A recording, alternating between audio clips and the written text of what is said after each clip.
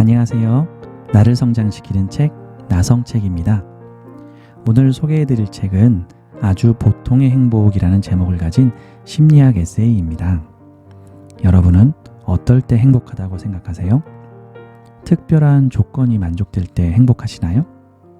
이 책은 우리에게 특별한 행복이 아닌 일상의 행복, 평범한 행복, 보통의 행복, 이건 어떠니 하며 살포시 권유를 하고 있습니다. 그래서 책의 제목도 아주 보통의 행복이지요. 이 책의 저자는 서울대 심리학 교수이며 국내의 행복학 권위자로 유명하신 최인철 교수님이십니다. 평생을 인간의 심리와 행복을 연구하신 저자의 소박한 행복 철학을 담은 에세이집입니다. 자, 한번 들어보시겠습니까? 서문. 행복에는 특별한 것이 없다. 진정한 행복은 아주 보통의 행복이다. 보통주의자의 행복. 자신이 보통의 존재라는 사실을 깨닫는데 걸리는 시간은 그 사람의 지능에 반비례한다. 감사하게도 타고난 머리에 비해 너무 늦지 않게 보통주의자가 될 수 있었던 까닭은 전적으로 심리학 덕분이다. 한때는 스스로를 특별하다고 생각한 적도 있었지만 이제는 설렁탕 가게에서도 특보다는 보통을 시킬 정도로 보통주의자가 되었다. 심리학이란 나와 공동체의 행복을 위해 인간에 관한 매뉴얼을 만드는 작업이다. 이 마음가짐으로 행복을 연구하면서 얻은 가장 소중한 교훈이 행복의 평범성이다. 악이 평범하다지만 행복도 평범하다. 드라마 같은 행복, 예외적인 행복, 미스터리한 행복의 비법을 바라지만 그런 건 없다. 진정한 행복은 아주 보통의 행복이다. 행복은 내 삶을 사랑하는 정도다. 딱 그 정도로만 이해하면 된다. 행복은 내가 내 삶을 사랑하는 정도다. 딱 그 정도만 이해하면 된다. 사랑에 관한 한 사랑하는 사람과 밥을 먹고 이야기를 나누며 함께 즐거워하고 서로 이해하고 감사해야 하는 것이 상식적이든 행복도 그렇다.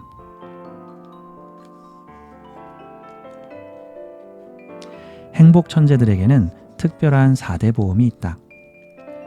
우리 사회에는 두 부류의 사람이 있다. 4대 보험이 있는 사람과 그렇지 않은 사람.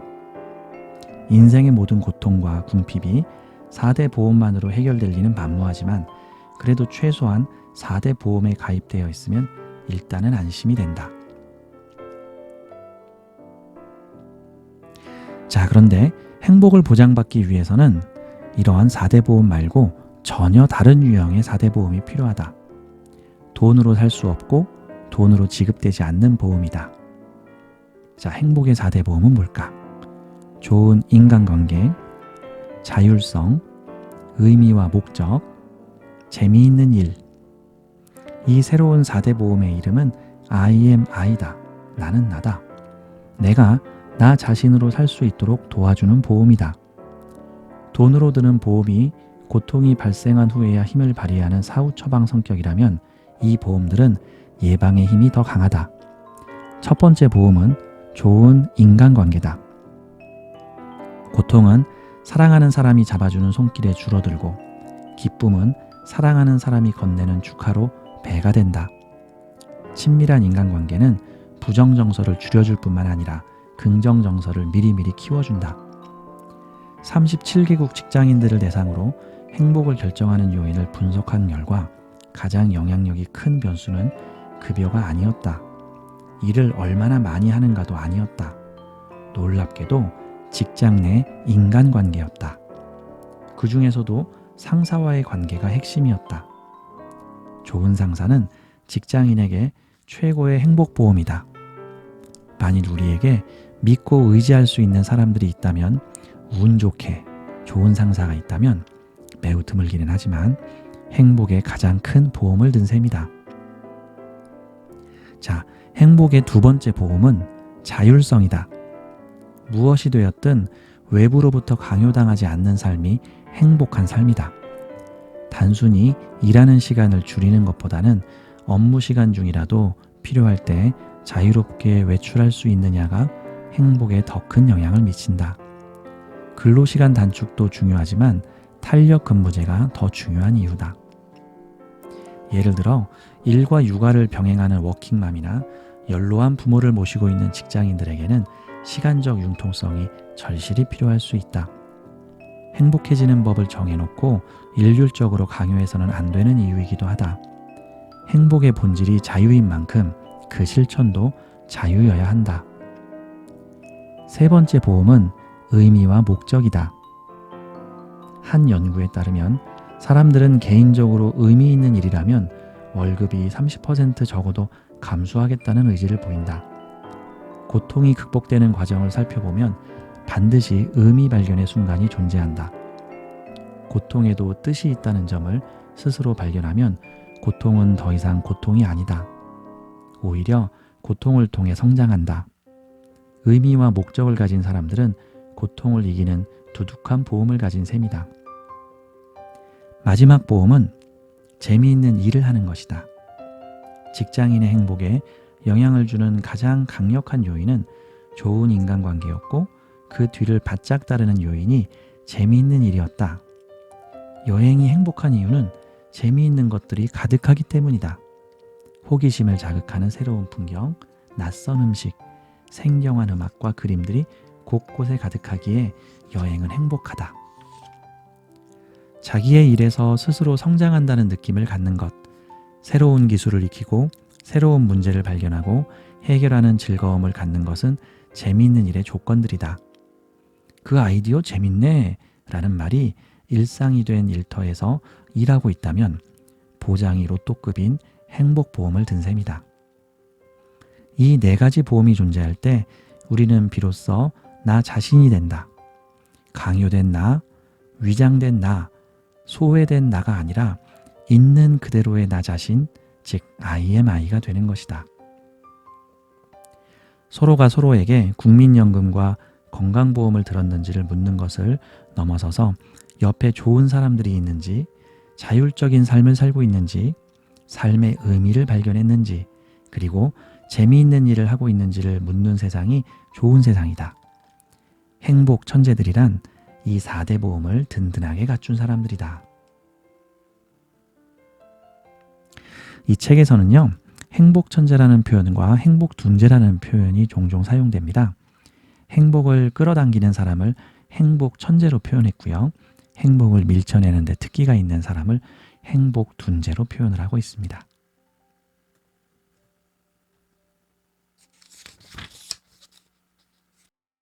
행복 천재들은 오해하지 않는다. 오해를 습관적으로 하는 사람들과 지낸다는 건 매우 피곤한 일이다. 그들은 끊임없이 우리의 선의를 의심한다. 모든 행동에 대해 일일이 설명해 줄 것을 요구한다. 물론 설명해 주어도 잘 믿지 않는다. 우리의 감정은 그렇게 오해를 습관적으로 하는 사람들로 인해 혹사당하기 일쑤다. 지옥도 그런 지옥이 없다. 오해에 특화된, 오해가 특기인, 그래서 오해가 습관인 그런 사람들과 어울리지 않는 것이 행복의 조건 중 하나다. 천국은 오해하지 않는 사람들이 모여 사는 곳이다. 그곳은 오해 청정지역이며 그곳에 사는 사람들은 오해 무균자들이다. 오해 무균자들은 타인의 선의를 믿기 때문에 그들의 실수에 관대하다. 그들에게는 음모론이 설 자리가 없다. 오해 청정지역에 살고 있기 때문에 자기 행동을 정당화해야 한다는 강박에 사로잡히지 않는다. 해명 요구에 시달리지 않기 때문에 방어적이지 않으며 매 순간 자기 행동에 최고조로 몰입한다. 오해가 습관인 사람들을 어떻게 알아차릴 수 있을까? 오해의 본질을 들여다보면 그들이 어떤 사람인지 알아낼 수 있는 단서가 포착된다. 오해는 기본적으로 타인의 행동을 부정적으로 해석하는 데서 생겨난다. 오해는 기본적으로 타인의 행동을 부정적으로 해석하는 데서 생겨난다. 타인의 선한 행동에는 이기적인 의도가 숨어 있을 거라고 해석한다. 타인의 좋지 않은 행동은 돌발적인 상황 때문에 생긴 실수가 아니라 그 사람의 본성과 의도가 만들어낸 결과라고 해석한다. 이것이 오해의 본질이다. 오해의 또 하나의 본질은 타인에 대한 적대감이다. 오해가 습관인 사람들은 세상을 만인 대 만인의 투쟁이라고 본다. 결국 그들은 세상을 보는 방식이 기본적으로 부정적이며 적대적이다. 극히 일부 사람들을 제외하고는 세상에 믿을 사람이 없다고 생각한다. 그들의 마음속에 불신과 부정이 가득하기 때문에 그 마음에는 행복이 깃들 여지가 없다. 결국 습관적으로 오해하는 사람들은 습관적으로 불행한 사람들이다. 심리학 연구에 따르면 행복한 사람은 그렇지 않은 사람에 비해 타인을 평가할 때 관대하다. 이들은 타인의 행동을 가급적 긍정적으로 해석한다. 예를 들어 누군가가 자신에게 도움을 요청하면 정말 그 도움이 절실하게 필요한 상황일 거라고 생각한다. 반면에 행복하지 않은 사람은 자신을 착취한다거나 자신을 호구로 본다고 의심한다. 누군가가 자신에게 선의를 베풀면 행복한 사람은 그 마음을 고마워하지만 행복하지 않은 사람은 상대방을 경계하거나 의심한다. 행복한 교수들이 그렇지 않은 교수들보다 추천서를 더 잘 써준다는 연구 결과도 있다. 학생에게서 긍정적인 면들을 더 잘 발견해내기 때문이다.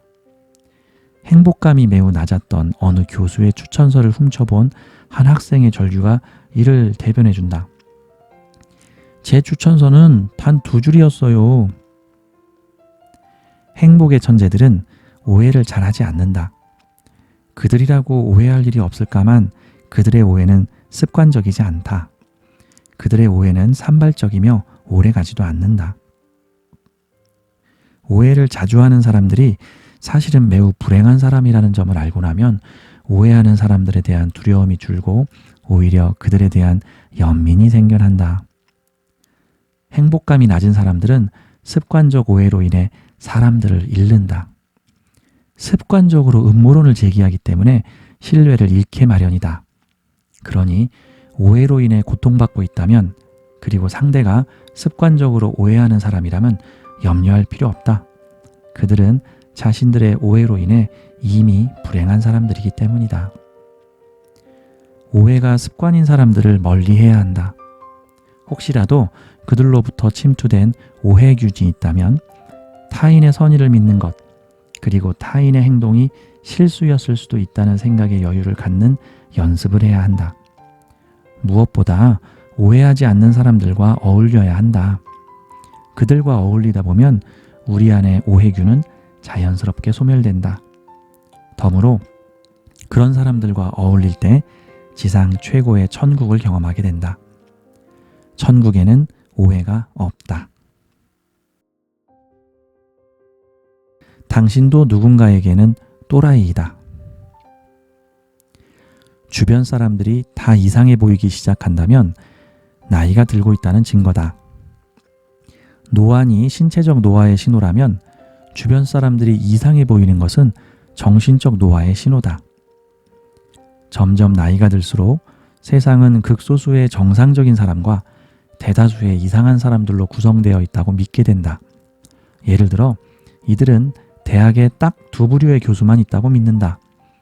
이상한 교수와 더 이상한 교수. 증세가 심한 사람은 3부류의 교수가 있다고 주장한다. 이상한 교수, 더 이상한 교수, 그리고 정말 이상한 교수. 교수뿐이겠는가? 이들에게 회사는 이상한 상사, 더 이상한 상사, 그리고 정말 이상한 상사가 존재하는 곳이다. 나이가 들면 주변 사람들의 이상한 구석들이 이상하게 눈에 잘 띈다. 솔직히 걔도 참 이상해. 중년을 넘긴 사람들이 친구들을 평할 때 내놓는 단골 푸념이다. 애도 이상하고 쟤도 이상하고 그런 식으로 한 명 한 명 평하다 보면 이상하지 않은 친구가 없다. 결국에는 친구 품평회를 하던 그들이 서로를 보면 이렇게 말한다. 솔직히 너도 좀 이상해. 친척도 회사 사람들도 대권 후보들도 이상해 보인다. 심지어 가족도 이상해 보인다. 이런 이상의 시리즈는 자녀에 대한 부모의 솔직한 평가에서 절정을 이룬다.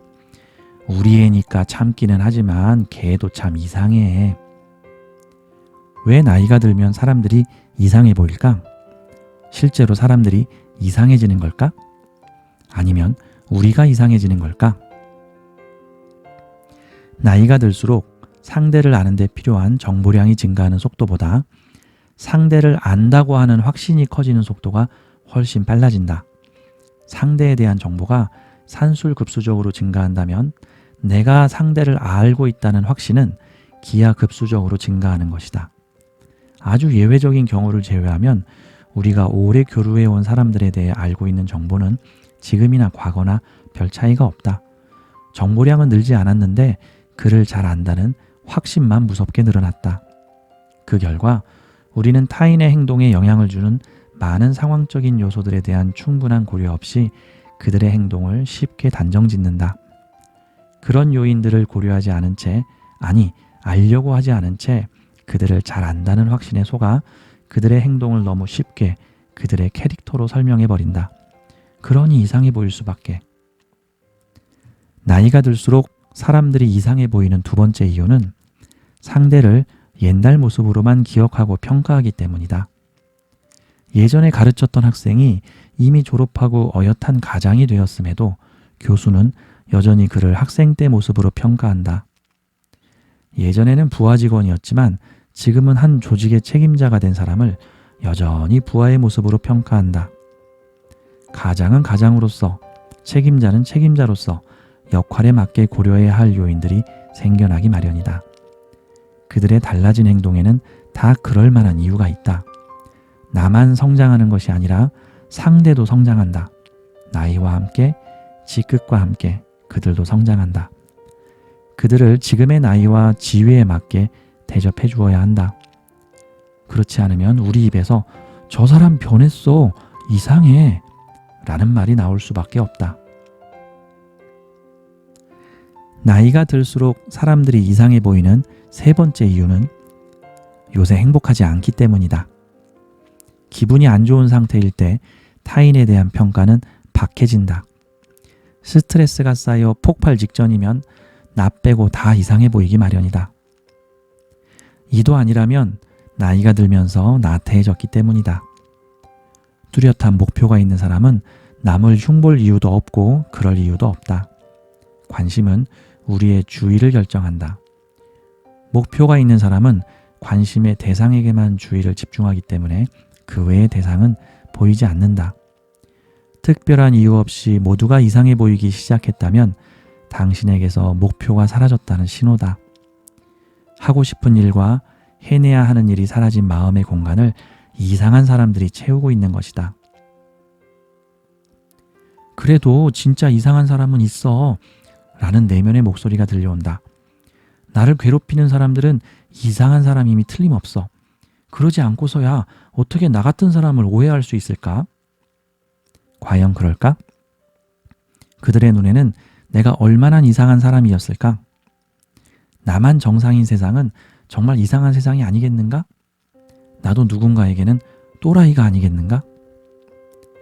주변 사람들이 다 이상해 보이기 시작한다면 자기 자신도 타인의 눈에는 이상하게 보인다는 점을 깨달아야 한다.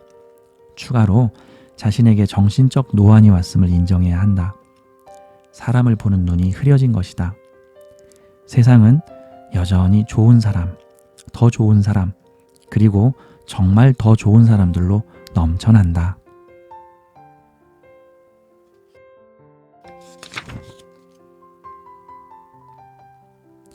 행복에는 특별한 것이 없다. 비결이 뭡니까? 사람들은 늘 이렇게 묻는다. 전국 수석을 차지한 학생에게, 다이어트에 성공한 환자에게, 맨손으로 회사를 창업한 사업가에게. 하지만 돌아오는 대답은 싱겁기 짝이 없다. 교과서 위주로 공부했죠. 식사량을 줄이고 운동을 많이 했어요. 할 수 있다는 믿음을 잃지 않았습니다. 행복도 마찬가지다. 행복해지려면 무엇을 해야 합니까? 난감한 질문이다. 행복에는 특별한 것이 없으니 말이다. 행복이란 오로지 일상을 위한, 일상에 의한 일상의 행복이다. 행복에는 사교육도 신비로운 묘약도 없다. 행복은 그저 일상의 삶을 잘 살아가는 것, 밥을 먹고 일을 하고 대화를 나누고 매일매일 반복되는 일상의 사소함 속으로 더 깊이 온전히 들어가는 것이 곧 행복이다. 행복하게 살기 원한다면서 하루를 대충 산다는 건 인류를 위한다면서 옆자리 김대리를 막대하는 것처럼 모순이다.